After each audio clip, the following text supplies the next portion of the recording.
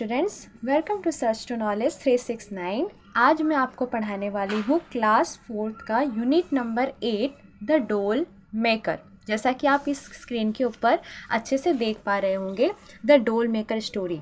तो चलिए स्टार्ट करते हैं। वंस देयर वॉज अ डोल मेकर इन ए स्मॉल विलेज।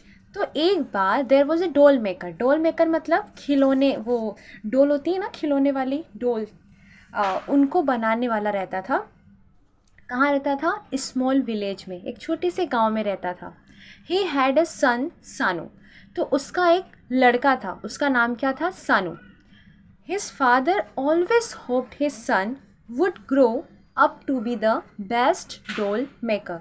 यानी हिज फादर ऑलवेज होप्ड, उसके जो फादर थे, यानी जो सानू के फादर थे, वो हमेशा से चाहते थे, उनकी उम्मीद थी, his son would grow up to be the best doll maker. यानी उनका जो लड़का है वो एक बेस्ट डोल मेकर की तरह क्या हो? ग्रो अप हो यानी कि बड़ा हो, एक बहुत ही बेस्ट डॉल मेकर के तरह बड़ा हो, क्योंकि वो खुद भी एक क्या थे? डॉल मेकर थे। तो वो ऐसी उम्मीद रखते थे कि उनका लड़का भी एक बेस्ट डॉल मेकर बने।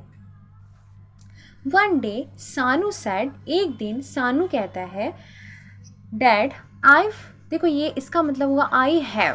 तो dad I have decided to leave home and seek my fortune. यानी वो अपने फादर से कहता है कि I have decided to leave home, मैंने डिसाइड किया है घर को छोड़ने के लिए। तो देखो यहाँ पर कोई नेगेटिव सेंस में घर छोड़ने की बात नहीं है। वो बच्चा क्या बोल रहा है? सीक माई फॉर्च्यून, यानी अपनी नसीब को पाने के लिए, खोजने के लिए मैं क्या करूँगा? अपने घर को क्या करता हूँ? मैंने घर को छोड़ने का डिसाइड करा है। यानी अपने नसीब को बनाने के लिए कहा जाए, अपने भाग्य को बनाने के लिए मैं इस घर को, यानी अपने घर को छोड़ने का मैंने डिसाइड किया है कि अपने घर छोड़ के मैं कुछ फॉर्च्यून अपना बनाने के लिए जाऊं। सैडली यानी दुखी से, द डॉल मेकर सैड, वो दुखी होकर डॉल मेकर कहता है, क्या कहता है? I wish you would stay with me, मैंने सोचा था कि मैंने सोचा था कि तुम मेरे साथ रुकोगे और डोल बनाना सीखोगे, है ना? Learn the making of dolls. The life of a डोल मेकर इज़ वेरी गुड। देखो उसके फादर क्या बोल रहे हैं? उसके फादर ये बोल रहे हैं कि जो डोल बनाने का काम है ना, वो बहुत ही क्या है? वेरी गुड है, बहुत अच्छा है। But if you have made up your mind, but तुमने अगर अपना दिमाग तैयार कर लिया, माइंड अगर रेडी कर लिया है कुछ और करने के लिए, then I will not stop you, तो मैं तुम्हें रोकूंगा नहीं। But let me give you companions for your journey, पर तुम मुझे क्या कर दो? कंपेनियन बनने दो, ठीक है, अपने जर्नी का। ही sold his son 4 wooden doles, उसने क्या किया? अपने लड़के को 4 वुडन डोल्स दिखाई। वुडन डोल्स यानी लकड़ियों की बनी हुई।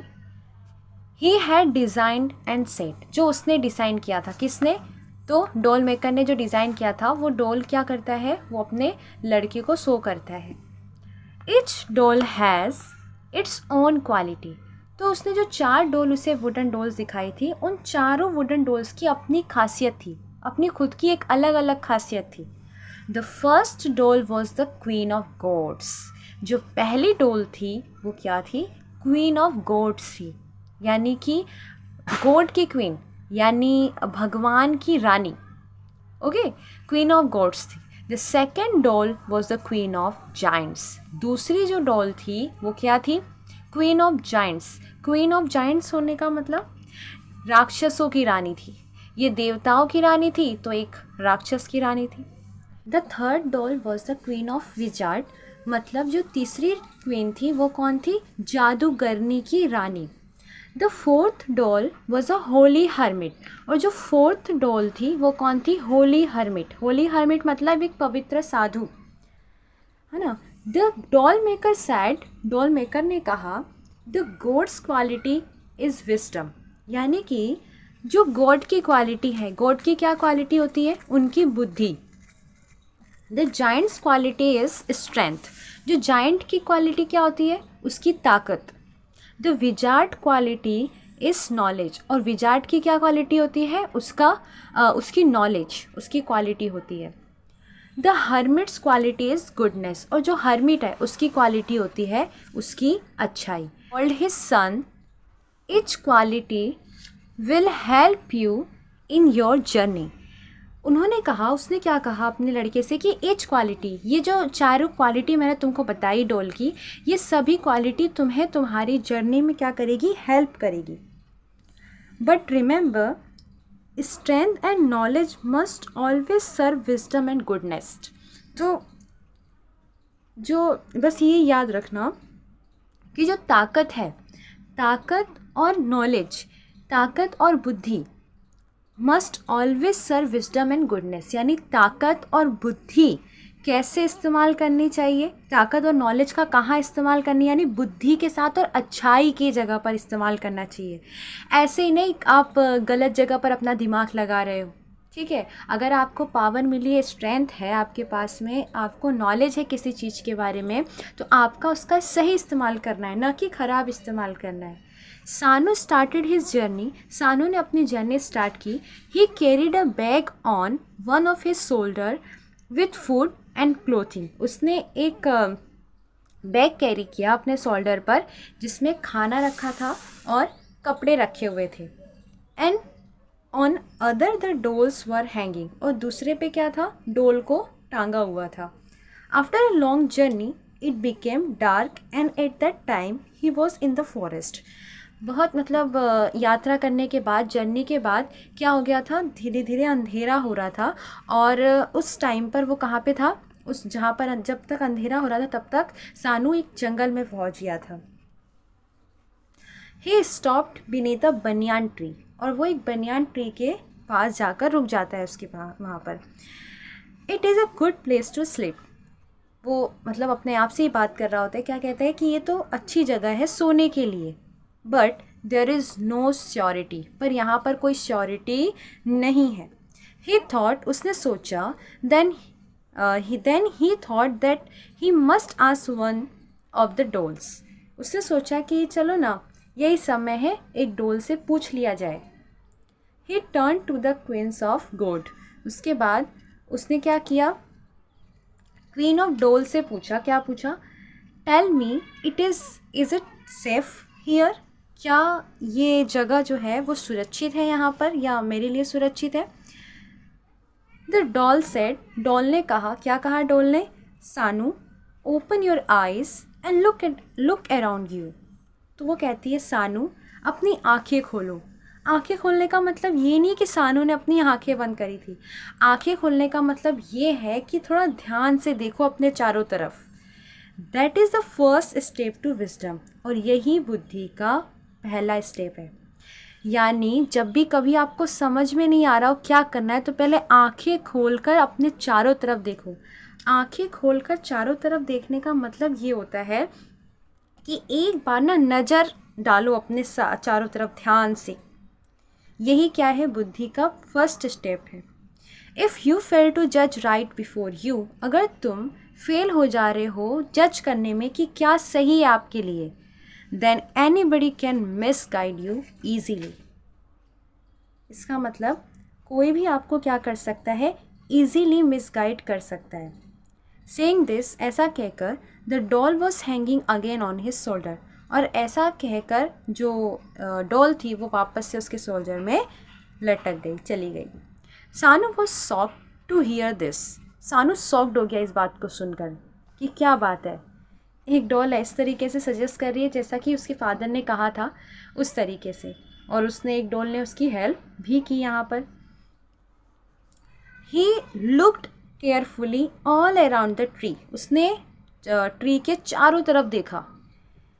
Suddenly he observe the footprints of a tiger, और अचानक उसने नोटिस किया. क्या नोटिस किया, फुटप्रिंट ऑब्जर्व किया. किसके, टाइगर के. अब यहाँ से आप समझ गए होंगे कि टाइगर का फुटप्रिंट ऑब्जर्व करने का मतलब क्या हुआ. इसका मतलब वहाँ पर आसपास टाइगर है या रहा होगा. And after that night he prefer to sleep in the branches of the tree. तो उसके बाद उसने क्या किया, क्या प्रिफर किया, तो ट्री के ब्रांचेस पे सोना क्या किया, प्रिफर किया.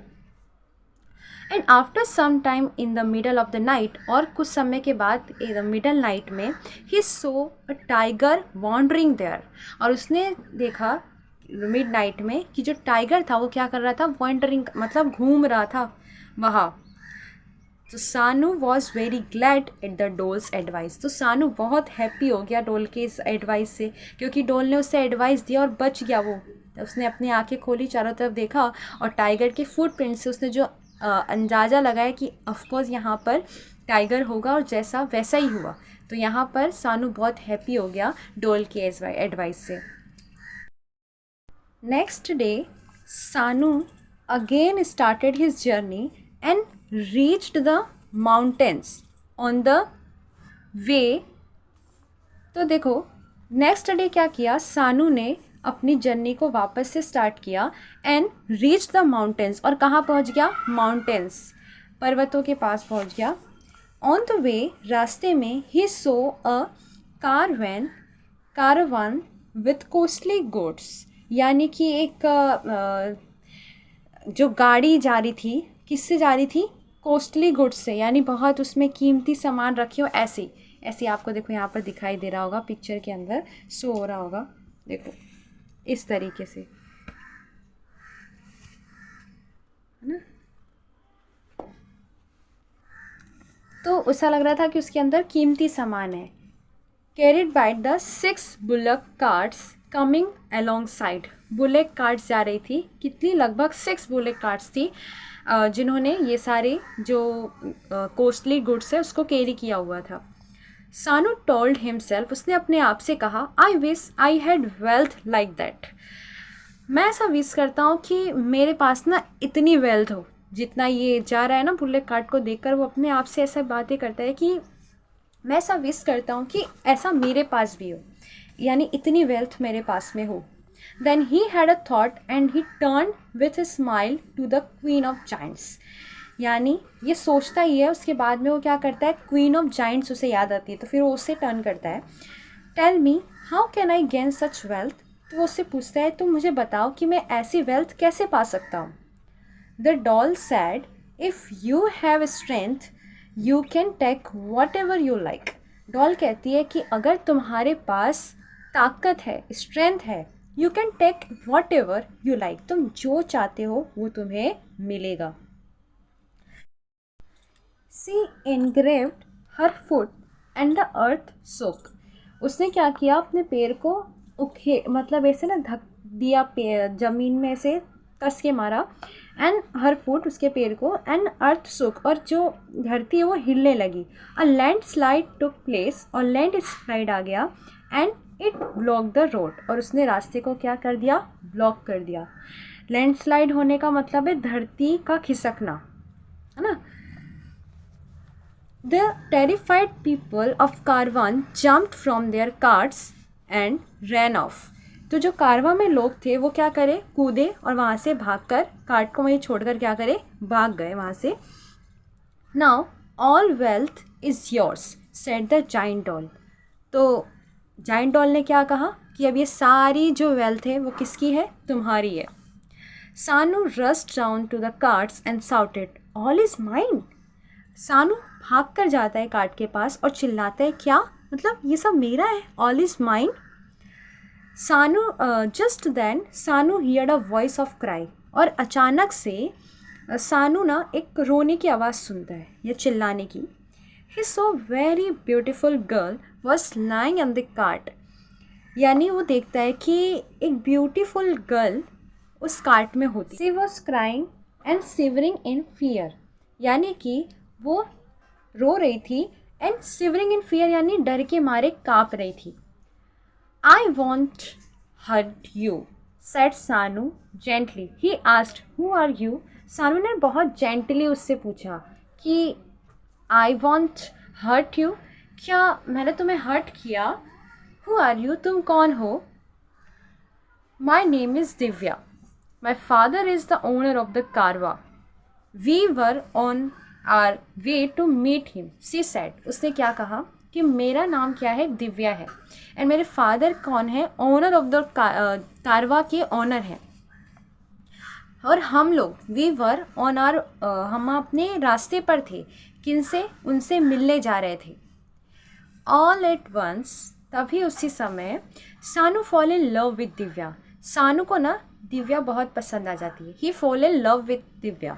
ही wanted her at any cost, और सानू उसको किसी भी कीमत पे, एट एनी कोस्ट का मतलब होता है किसी भी कीमत पे चाहता था, ये मुझे मिल जानी चाहिए। He said don't worry, I will marry with you and give everything you desire. सानू ये बोलता है कि चलो चिंता मत करो, मैं तुम्हारे साथ क्या करूँगा, शादी करूँगा। I will marry with you and give everything you desire, जो तुम्हारी इच्छा है ना, मैं तुम्हें सब कुछ दूंगा। Divya shouted, shut up. Divya चिल्लाती है, shut up, you are talking like a thief.